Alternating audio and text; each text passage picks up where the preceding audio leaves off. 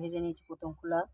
আর এই যে পাঁচটা দেওয়া আছে, এই পাঁচটা হলে হয়ে যায়। আর আলু একটা সেদ্ধ করে নিয়েছিলাম কোপ্তাতে দেওয়ার জন্য, একটা আলুই দেবো, বেশি আলু দেবো না। গরমে এমনি আলু ফালু কোনো কিছুই ভালো লাগছে না, তাই দেখলাম এটা একটু নিরামিষ করে রান্না করি।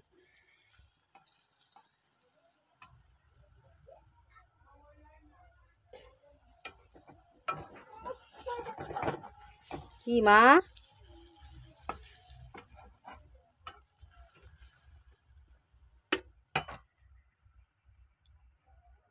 তেল ছিল, তার মধ্যে দিয়ে দিলাম রসুন আর শুকনো লঙ্কা ফোড়ন।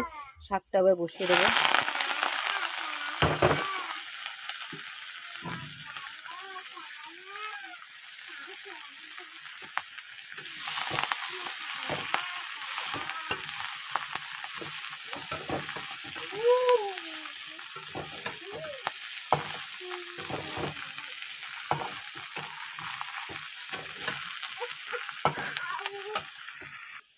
এই যে শাক ভাজা হয়ে গেছে।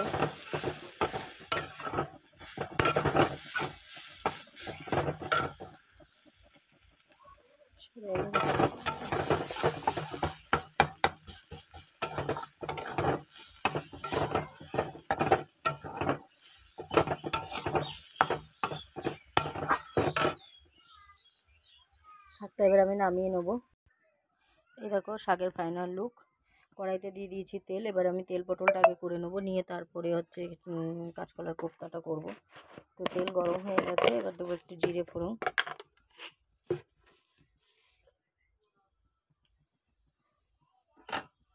জিরেটা ভালো মতো ভাজা হোক।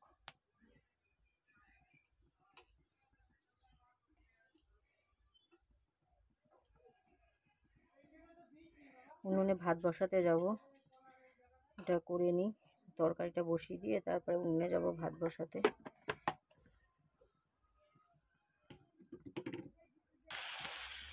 এই দেখো জিরে ফোড়ন দেওয়ার পরে মশলা দিয়ে দিয়েছি, পেঁয়াজ কুচি দিয়ে দিয়েছি, নুন হলুদ দিয়ে দিয়েছি, দিয়ে এবার বসিয়ে নেবো ভালো করে মশলাটাকে।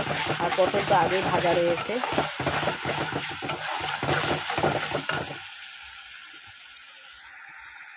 একটু ভালো করে আগে কষিয়ে নিই। এই যে মশলাতে তেল ছেড়ে দিয়েছে, এবার দিয়ে দিচ্ছি চিনি। অল্প একটু চিনি দিলাম, একটু টমেটো কুচি দিয়ে দিয়েছিলাম। এবার এই যে ভেজে রাখা পটলগুলো দিয়ে দেবো।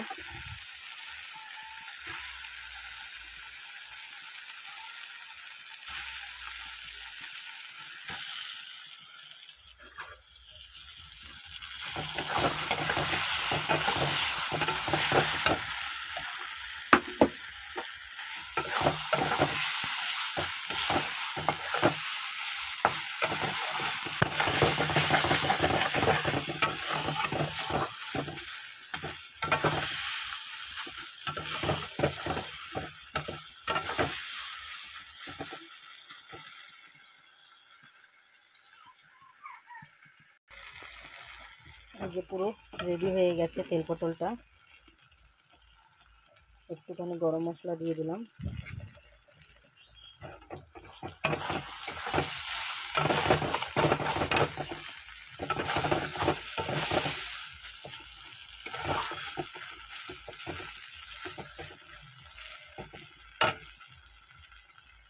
দেখো কেমন তেল ছাড়ছে, এরকম পটল দিয়ে তেল ছাড়ছে। তো আমি এবার এটাকে নামিয়ে নেবো।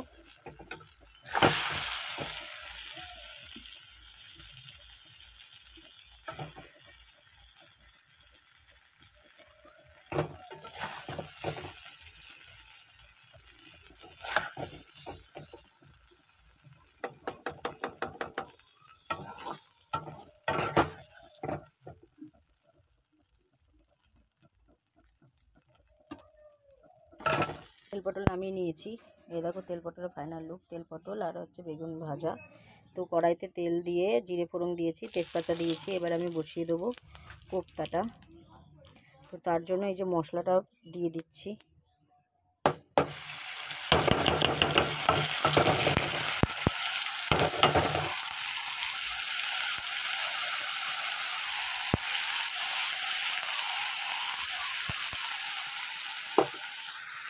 এই যে মশলাটা ভাজা ভাজা হয়ে গেছে, দিয়ে দিয়েছি একটু নুন আর হলুদ। আর হচ্ছে টমেটো কুচি দেবো, এই যে টমেটো কুচি দিয়ে দিলাম। এটাকে ভালো মতো বেশি কষাবো।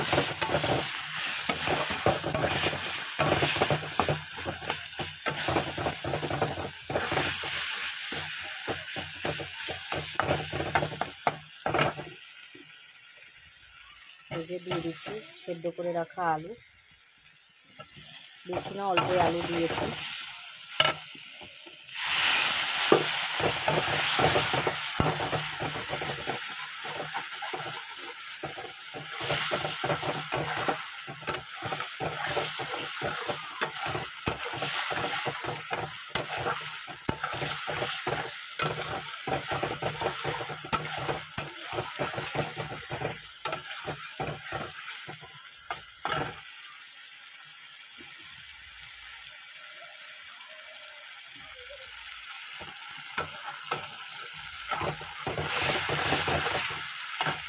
এবার এই যে ভেজে রাখা কোপ্তাগুলো দিয়ে আর একটু কষিয়ে নেবো।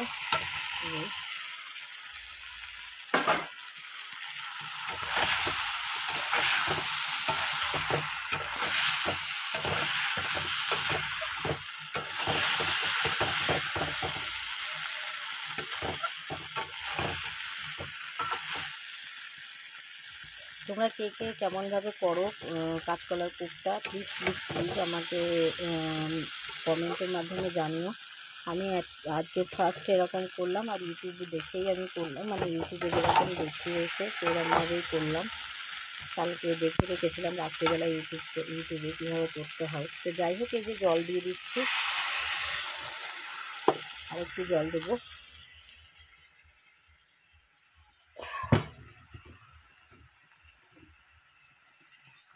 সবই সেদ্ধ মধ্য করা, ওই জন্য বেশি জল দেবো না, অল্প জল দিলাম, যেটুকু ঝোল রাখবো তার থেকে অল্প আর একটু জল দিলাম।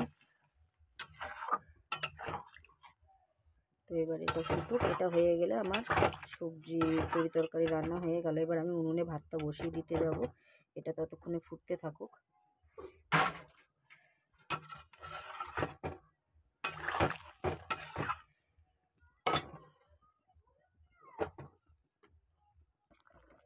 এই যে রেডি হয়ে গেছে। এবার দিয়ে দিলাম একটু চিনি, আর দিয়ে দিলাম গরম মশলা।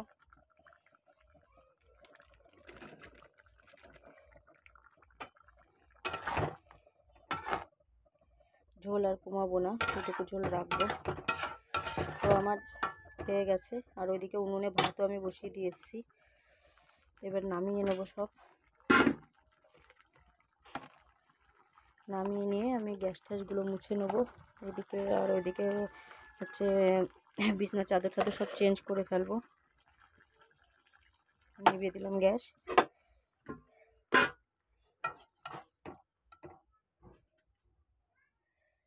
তোমাদের ফাইনাল লুকটা দেখাচ্ছি, ওয়েট করো। তো আমার রান্না কমপ্লিট। এই দেখো, তেল পটল বেগুন ভাজা, কাঁচকলার কোপ্তা আলু দিয়ে রসা মতন করেছি, ঝোল করিনি, শাক ভাজা আর ডাল, পেঁয়াজ রসুন দিয়ে ডাল ফোড়ন দিয়েছি। তো এই হচ্ছে আজকে লাঞ্চের মেনু। আদার্স আর কিছুই করিনি, কারণ এই গরমে মাছ মাংস কিছুই ভালো লাগছে না। আর কালকে তো যেহেতু রবিবার, হয়তো আমি কনফার্ম নই, বড়মশাই নিশ্চয়ই মাংস আনবে। তো যাই হোক, সেটা কালকে করা যাবে।